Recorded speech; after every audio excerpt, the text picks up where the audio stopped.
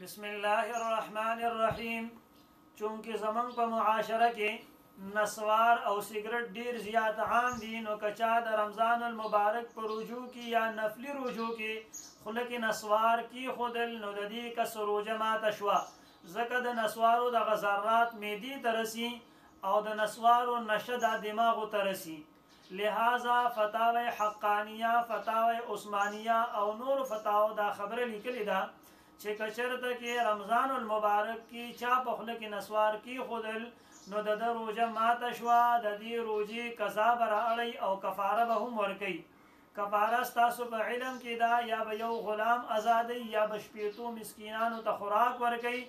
او یا به 2 میاشتې مسلسل روژې نیسي. لہذا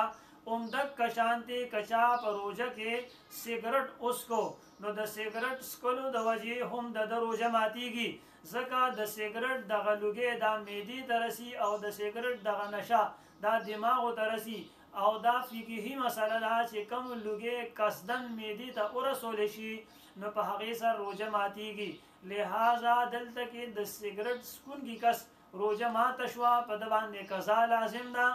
او دی به کفاره هم ادا کوي.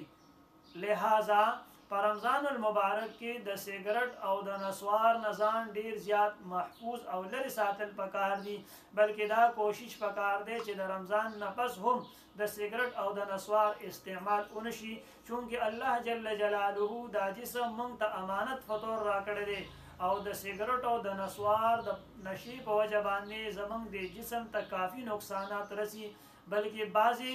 اطباو لیکلي دي چې د سیګرټ دغه یو لوګی چې معدې ته ورسېده او پیپړو ته ورسېده، نو 3 میاشتې د دې دغه بد اثر په دې باندې موجود وي. او هسې هم شریعت د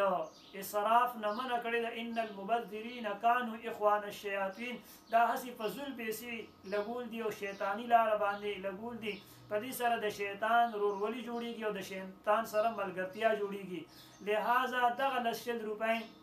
کمی چې په دې فضول او ابسو سیزونو باندې لګي، دا د الله په نوم باندې یو مسکین یتیم غریب لورکول پکار دي.